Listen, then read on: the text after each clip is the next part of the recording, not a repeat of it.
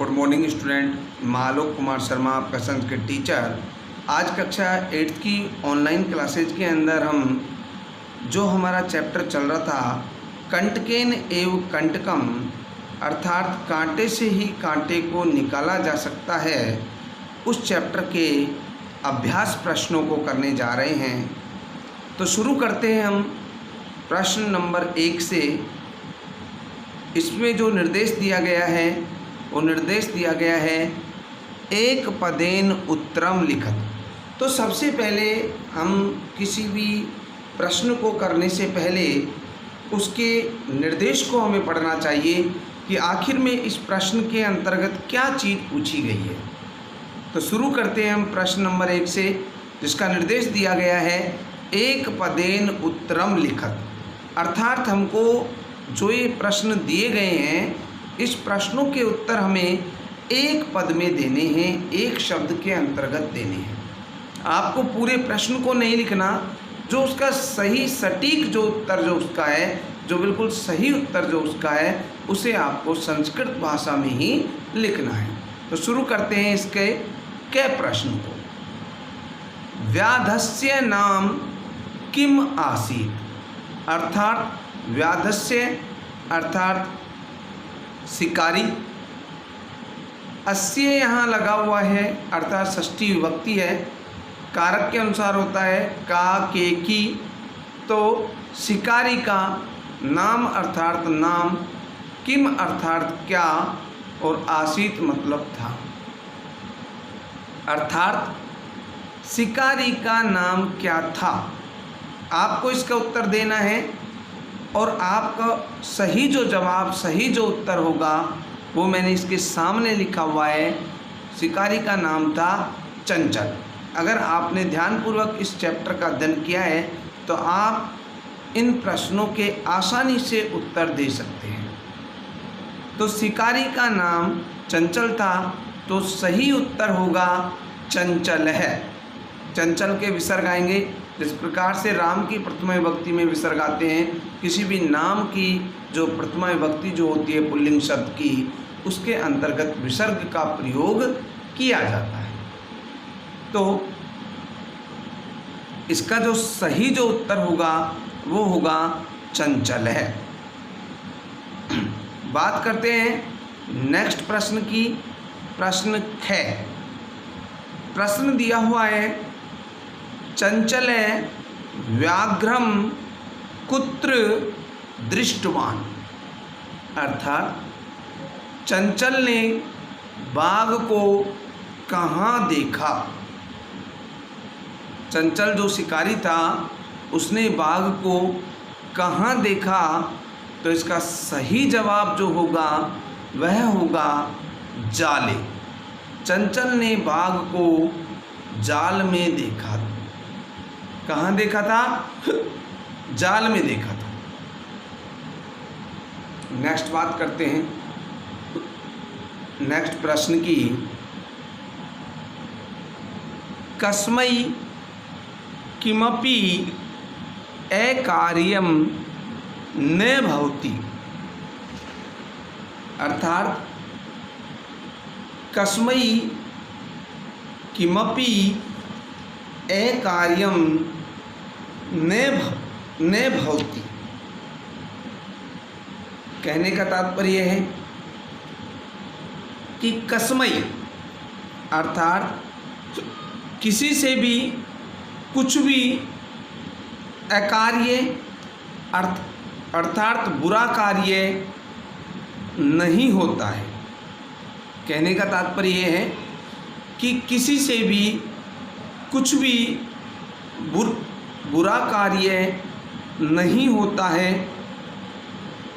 जैसे कि आपको मैं याद दिलाता हूँ, बाघ जो है वो कहने लगा था कि अरे मूर्ख, भूख के लिए कुछ भी बुरा नहीं होता है, सब लोग अपना स्वार्थ ही देखते हैं। तो उसी चीज़ के लिए कहा जाता है कि जब व्यक्ति को भूख लगती है तो उसने कहा कस्मै किमपि अकार्यम न भवति, किसी भी के लिए भी कुछ भी अकार्य या बुरा कार्य नहीं होता है। कब नहीं होता है उसने ये पूछा है। तो आपका सही जो जवाब होगा, सही जो उत्तर होगा वो होगा क्षुधार्ताय। क्षुधार्ताय का तात्पर्य होता है भूख के लिए, अर्थात जब भूख लगती है तो कोई भी कार्य बुरा नहीं होता है या कोई भी अकार्य नहीं होता है। नेक्स्ट प्रश्न की बात करते हैं। प्रश्न घ, बद्री गुल्माना पृष्ठे का नीलिना आशीत।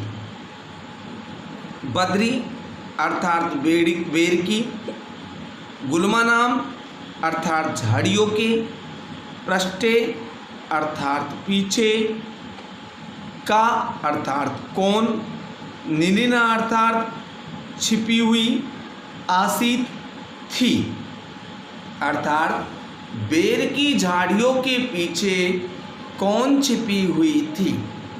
यह प्रश्न पूछा गया है आपसे। तो इसका सही जो उत्तर होगा वह एक शब्द में होगा लोमशिका। बेर की झाड़ियों के पीछे कौन छिपी हुई थी? लोमड़ी छिपी हुई थी। तो आपको इसका संस्कृत में उत्तर देना है लोमशिका। उत्तर इसका होगा, यानी कि बेर की झाड़ियों के पीछे लोमड़ी छिपी हुई थी। तो आपको यहाँ पर सिर्फ उत्तर जो देना है वो एक पद में देना है, एक ही शब्द में देना है। तो यहाँ पर आपका जो उत्तर होगा वह होगा लोमशिका।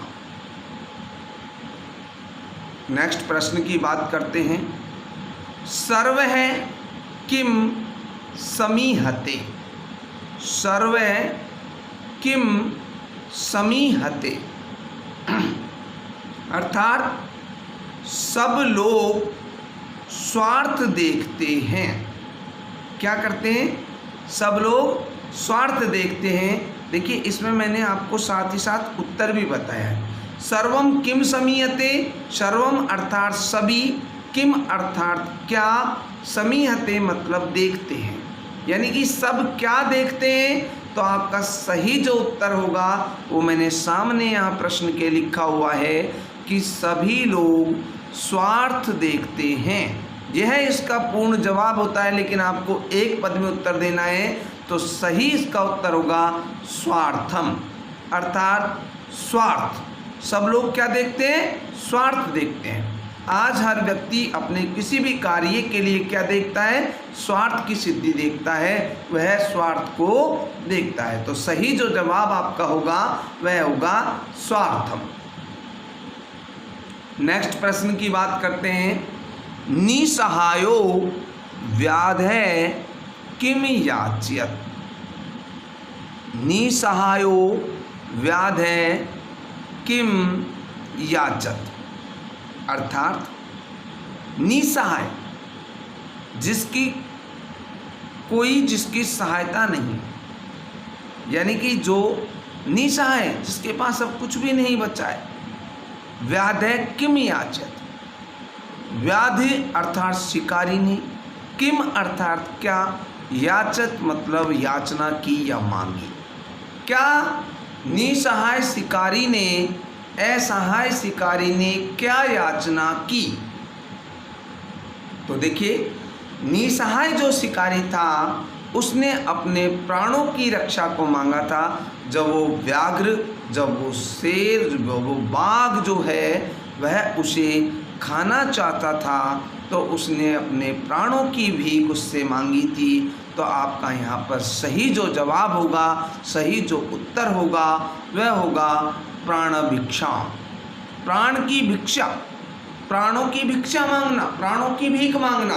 तो मैंने यहाँ सामने इसके उत्तर लिखा हुआ है प्राण भिक्षा अर्थात निसहाय शिकारी ने प्राणों की याचना की, अर्थात प्राण दान देने की याचना की। तो सही जवाब प्रत्येक प्रश्न के जो उत्तर हैं मैंने उस प्रश्न के सामने लिखे हैं, और आपको जो लिखा है एक ही शब्द में आपको इसका उत्तर देना है, क्योंकि निर्देश दिया गया है एक पदेन उत्तरत, यानी कि आपको जो उत्तर देना है वह एक ही पद में देना है।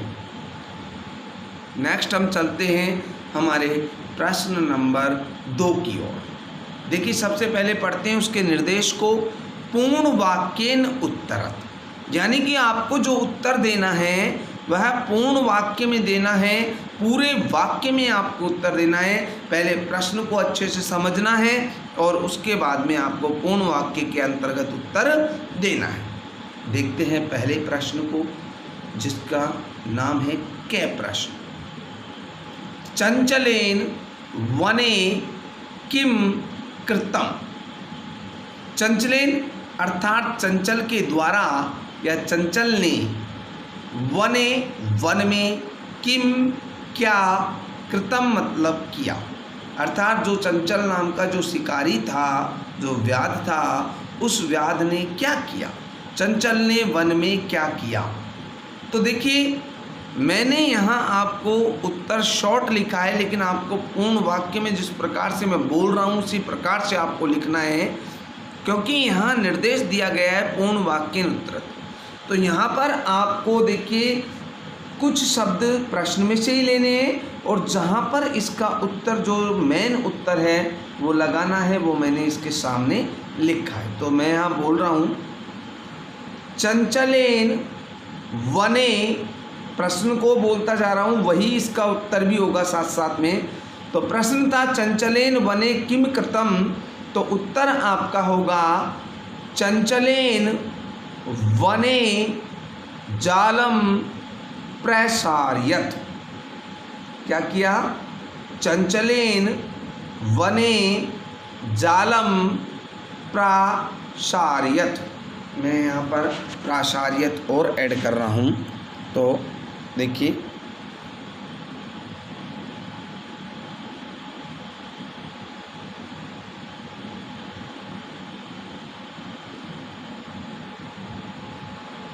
तो आपका जो सही जो उत्तर होगा वह होगा चंचलेन वने जालम प्रासारयत। अर्थात चंचल ने वन में जाल को फैला दिया। चंचल ने वन में जाल को फैला दिया। क्लियर।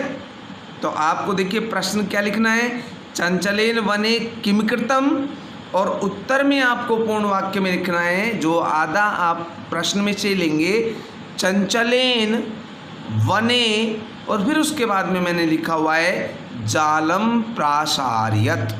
अर्थात उत्तर हुआ आपका चंचलेन वने जालम प्रासारयत। चंचल ने वन में जाल को फैला दिया। आपको हिंदी नहीं लिखनी है, ये सिर्फ आपके समझने के लिए है। नेक्स्ट प्रश्न की बात करते हैं, प्रश्न ख। व्याघ्रस्य पिपासा कथम शांता अभवत। व्याघ्रस्य अर्थात बाघ की, पिपासा अर्थात प्यास, कथम अर्थात कैसे, शांता अर्थात शांत, अभवत हुई। अर्थात बाघ की प्यास कैसे शांत हुई या किस से शांत हुई। तो आपने पाठ को यदि अच्छे तरीके से पढ़ा है तो आपको पता है जो बाघ है उसकी प्यास जो है वो जल पीने से शांत हुई थी, जल से शांत हुई थी। लेकिन आपको उत्तर कैसे लिखना है ये मैं आपको बता रहा हूँ। देखिए प्रश्न में से कुछ चीज लेंगे, कुछ आगे लिखा हुआ है। व्याघ्रस्य, उत्तर होगा आपका व्याघ्रस्य पिपासा जलेन शांता अभवत। कथम की जगह आपको सिर्फ जलेन लिखना है। प्रश्न में जो कथम दिया गया है इस कथम की जगह आपको जलेन लिखना है और लास्ट में जो प्रश्नवाचक चिन्ह है वह आपको हटाना है। तो आपका सही उत्तर होगा व्याघ्रस्य पिपासा जलेन शांता अभवत, और इसकी जगह प्रश्नवाचक की जगह आपको पूर्ण विराम लगाना है, क्योंकि जब प्रश्न पूछा जाता है तो प्रश्नवाचक चिन्ह का प्रयोग किया जाता है और जब हम उत्तर देते हैं तो हम प्रश्न नहीं पूछ रहे, इसलिए प्रश्न वाचक चिन्ह नहीं आता है, वहाँ पर पूर्ण विराम का प्रयोग किया जाता है। तो व्याघ्रस्य पिपासा कथम की जगह आप जलेन लिखेंगे, बाकी यूं का यूं है। व्याघ्रस्य पिपासा जलेन शांता अभवत और पूर्ण विराम, यानी कि बाघ की प्यास जल से शांत हुई। नेक्स्ट प्रश्न की बात करते हैं। प्रश्न ग जलम पीत्वा व्याघ्र किम अवदत्। जलम पीत्वा व्याघ्र किम अवदत्। जल पी करके, जलम मतलब जल, पीत्वा अर्थात पी करके, व्याघ्र अर्थात बाघ ने, किम अर्थात क्या, अवदत् अर्थात कहा या बोला। जल पी करके बाघ क्या बोला। तो देखिए वही चीज़ है, जो मेन चीज़ बोली थी वो मैंने सामने लिखी हुई है यहाँ, लेकिन उत्तर कैसे देना है वो अभी मैं आपको बताता हूँ। अहम बुभुक्षितो अस्मि, मेन उत्तर इसका अहम बुभुक्षितो अस्मि, ये चीज़ उसने बोली थी। यानी कि अहम मतलब मैं, बुभुक्षितो अर्थात भूखा, और अस्मि अर्थात हूँ, मैं भूखा हूँ। लेकिन आपको उत्तर कैसे लिखना है मैं आपको पूरा बताता हूँ। आप लिखेंगे जलम पीत्वा व्याघ्र, अब किम को हटा दीजिए, किम प्रश्नवाचक के लिए शब्द आया है यहाँ पर। तो जलम पीत्वा व्याघ्र अवदत्, और आगे लिखेंगे आप अहम बुभुक्षितो अस्मि। जल पी करके बाघ बोला अहम बुभुक्षितो अस्मि, तो किम को बिल्कुल हटा देना है यहाँ से, और आपको लिखना है जलम पीत्वा व्याघ्र अवदत्, ये लिखेंगे। और उसके बाद में जो आंसर है वह है अहम बुभुक्षितो अस्मि। ये कंप्लीट लाइन आपको लिखनी है उत्तर के अंतर्गत कि जलम पीत्वा व्याघ्र अवदत्, जल पीकर बाघ बोला, क्या बोला, अहम बुभुक्षितो अस्मि, मैं भूखा हूँ। जलम पीत्वा व्याघ्र अवदत् अहम बुभुक्षितो अस्मि, ये आपका उत्तर होगा। नेक्स्ट प्रश्न की ओर चलते हैं। चंचल है मातृशब्द से इति काम संबोधितवान।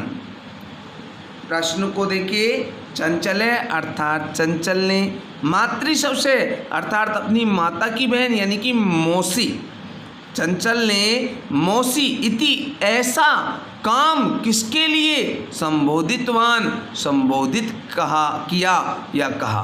अर्थात चंचल ने मौसी ऐसा किसके लिए कहा, तो काम संबोधितवान, काम किसके लिए, तो यहाँ पर किसके लिए कहा था, लोमशिका के लिए, लोमड़ी के लिए कहा था। चंचल ने मौसी किसके लिए कहा, लोमड़ी के लिए कहा। लेकिन आपको पूर्ण उत्तर कैसे लिखना है ये मैं आपको बताता हूँ। चंचल है लोमशिका, अब ये लोमशिका को यहाँ लिखेंगे आप। चंचल है लोमशिका, चंचल है लोमशिकाम मातृशुषे इति संबोधितवान। काम को भी हटाएंगे ऐसे, पहले आप लिखेंगे, इसको लिखेंगे आप चंचल है, फिर उसके बाद लोमशिका, फिर उसके बाद क्या करेंगे आप, मातृशुषे इति संबोधितवान। यानी कि चंचल ने लोमशिका को मौसी संबोधित किया, ऐसा संबोधित किया। उसने पूछा है कि चंचल ने मौसी किसके लिए संबोधित किया, तो लोमशिका के लिए संबोधित किया। इस उत्तर को आप दूसरे तरीके से भी लिख सकते हैं। कैसे, चंचल है मातृशुषे इति, काम की जगह आप लिख सकते हैं लोमशिका, लोमशिका। अब देखिए यहाँ पर आपको लोमशिका नहीं लिखना, यहाँ पर इसको हटाइएगा और आपको लिखना है लोमशिकाम, क्योंकि यहाँ द्वितीय विभक्ति काम में पूछी गई है द्वितीय विभक्ति, तो लोमशिका में भी कौन सी विभक्ति आएगी, द्वितीय विभक्ति का ही प्रयोग होगा। तो आप क्या लिखेंगे, लोमशिकाम। क्या लिखेंगे?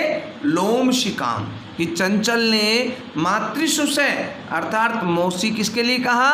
लोमशिका के लिए। तो आप ऐसे भी उत्तर लिख सकते हैं, चंचल है मातृशु से इति, काम की जगह अब आप लोमशिकाम लिख सकते हैं, लोमशिकाम संबोधितवान। यानी कि चंचल ने मौसी ऐसा लोमशिका के लिए संबोधित किया, अर्थात लोमड़ी के लिए कहा। चलते हैं हम नेक्स्ट प्रश्न की ओर। जाले पुनः बद्धम व्याघ्रम दृष्ट्वा व्याधे किम एकरोत। जाल में पुनः बंधे हुए बाघ को देख करके व्याध अर्थात शिकारी जो था, किम एकरोत उसने क्या किया? जाल में पुनः बंधे हुए बाघ को देख करके शिकारी ने क्या किया? तो देखिए क्या किया उसने? गृहम प्रत्यावर्तत अर्थात घर को लौट आया। घर को लौट आया या लौट गया? घर को चला गया। तो आपको पूर्ण उत्तर लिखना है, जाले पुनः बद्धम व्याघ्रम दृष्ट्वा व्याध है, यहाँ तक करना है। प्रश्न को यहाँ तक लिखना है आपको, उत्तर के अंदर ये प्रश्न यहाँ तक लिखना है। जाले पुनः बद्धम व्याघ्रम दृष्ट्वा व्याध है, फिर आगे इसको ऐड करना है आपको, गृहम प्रत्यावर्तत अर्थात घर को लौट आया। जाल में पुनः बंधे हुए बाघ को देख करके शिकारी जो है घर को चला गया या लौट आया। क्लियर? अब हम चलते हैं हमारे नेक्स्ट प्रश्न की ओर। जो हमारा प्रश्न है वो प्रश्न हमारा क्या है देखते हैं उसे। तो प्रश्न है हमारा,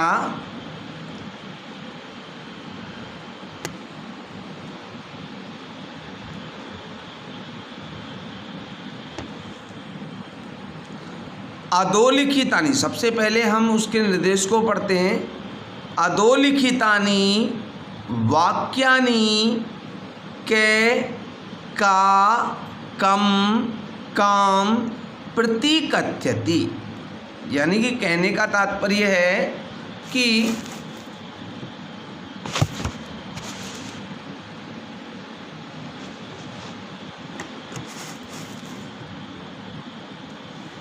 कहने का तात्पर्य हमारा कि अधोलिखित वाक्यानि, ये नीचे कुछ वाक्य लिखे गए हैं, दिए गए हैं।